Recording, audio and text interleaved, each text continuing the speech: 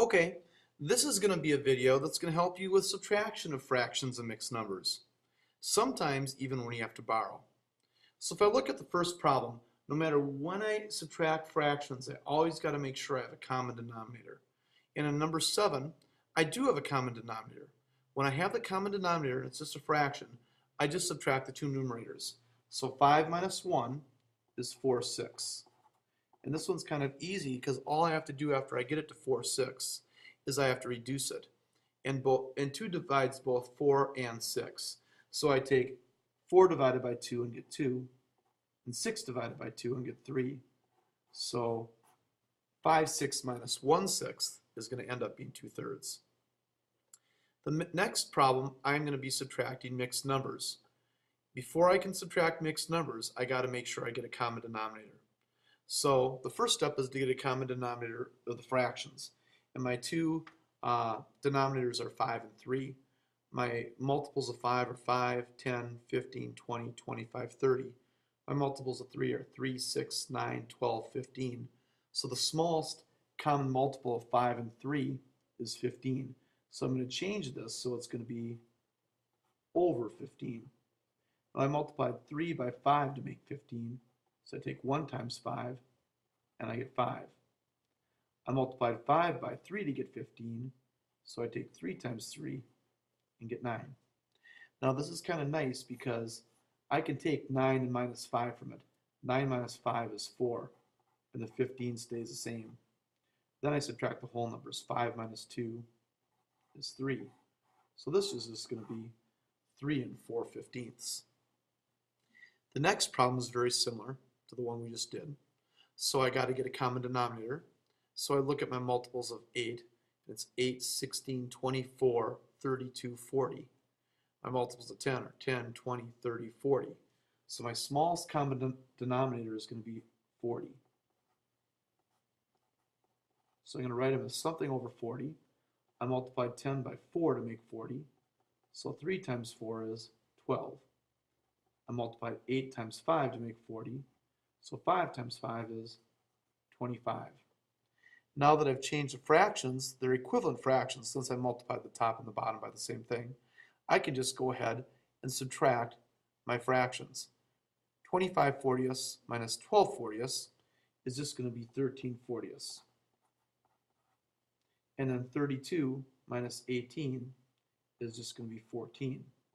So my answer for that one is 13/40. So far we've done pretty simple standard fractions and mixed numbers. I didn't have to borrow or anything like that. When I get to number 10, now I'm going to have to borrow. When you look at number 10, it doesn't look that bad because both denominators in both fractions are 5. So I don't have to change the denominator. The problem with 10 is I can't take 4/5 away from 2/5. So what I have to do is I have to rename 14 and 2/5. So this is kind of like one of those pizza problems. When I used to work at the pizza shop, what I have to do is I have to take one of my holes, and I have 14 holes to begin with. I have to take one of those holes, so when I do that, I'm going to be left with 13 holes. And with that one hole that I take, I'm going to have to cut it into 5 pieces, or 5/5. So when I look at the one hole that I took, and I had the 5/5 of it, and then I add the 2/5 to it, I'm going to have a total of 7/5. Now the way I can remember to do that, I take 1 away from my whole to make that 13, and 5 plus 2 is 7/5. That's the one way I do it. Then I can just subtract 8 and 4/5. And when I do that, I have fractions that I can subtract and whole numbers I can subtract. So if I subtract the fractions, 7/5 minus 4/5 is just going to be 3/5. And then 13 minus 8 is going to be 5. So my answer for that one is 5 and 3/5. The next one's kind of a little bit different also. On this problem, I can't take 2/7 away from nothing. So I have to change 26 into a mixed number. And a mixed number is a whole number and a fraction. The way I do that is I take one of my wholes away. So if I take one of my wholes away from 26, I'm going to be left with 25 holes.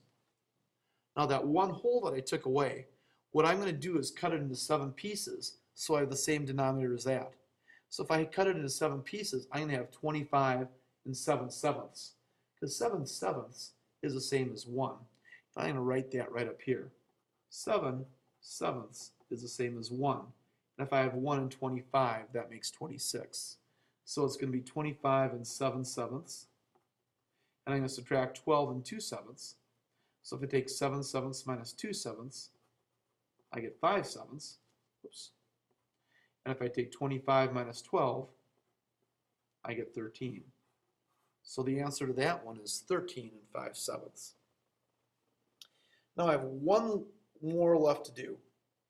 And this one I need to get a common denominator before I can do anything. So my denominators are 3 and 7. So my smallest common denominator that I'm going to have is going to be 21. So I'm going to write that over 21, and this over 21. Oops.